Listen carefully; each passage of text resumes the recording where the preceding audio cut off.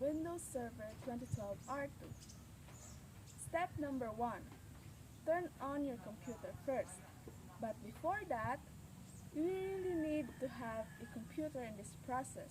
But it isn't really necessary to buy one. But since our major is about computer system servicing, then we really need one. After you turn on your computer, you may now insert the Windows Server 2012 R2 DVD, or you may put USB bootable in the USB port. But take note that access the BIOS or the basic input-output system setup program and change the boot sequence so that the computer boots from DVD or USB. And then step number 3, after a few minutes, you will receive the Windows Server 2012 R2 screen shown in Figure 2.1 on the notes. And then, click Install Now to begin the installation. On the screen of your computer, the installation of Windows Server 2012 R2 were already starting. And then, step number 4, Windows copies temporary files. Step number 5, on the next Install Windows screen, you may click Install Now.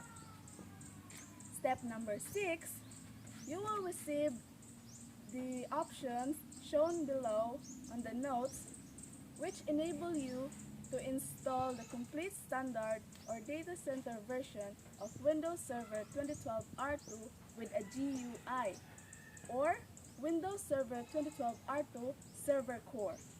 And then, you may select the whatever you want. On the screen of your computer, you may select either the complete installation of Windows Server 2012 R2 or the Server Core option. And then, step number 7, you are asked to accept the license terms. Select the checkbox labeled I accept the license terms and then click Next. Step number 8, you will receive the options shown in Figure 2 to 4 on the notes to upgrade or install a clean copy of Windows Server 2012 R2. And then, select Custom or Advanced to install a clean copy of Windows Server 2012 R2. On the screen of your computer, there is an option to upgrade when run from Windows Server 2008/R2/2012. Step number 9, you may select the disk on which you want to install Windows, and then click Next.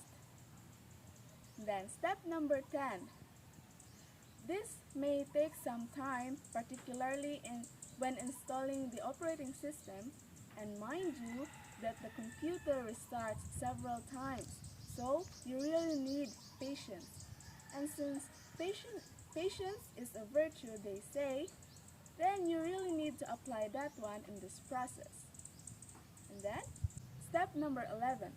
After 15 to 30 minutes, or it depends on your hardware, Windows restarts a last time and informs you that your password must be changed before logging on for the first time.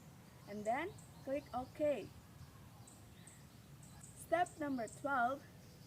Type and confirm a strong password that couldn't be easily guessed by an intruder. And when you're informed that the password is changed, click OK.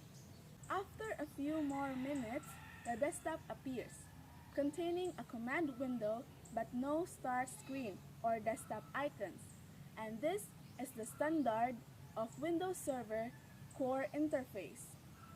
Step number 13, after the server reboots, you may press Ctrl + Alt + Delete and log on using the password you set in. Step number 14, Windows will inform you that your password has been changed, and then click OK. And last but not the least, step number 15, Windows will display a welcome message and prepares your desktop. Then the desktop with the server manager was shown below on the notes. And that could be all. I hope you did learn some of all the steps on installing Windows Server 2012 R2 that I recited a while ago. Keep safe and thank you for watching!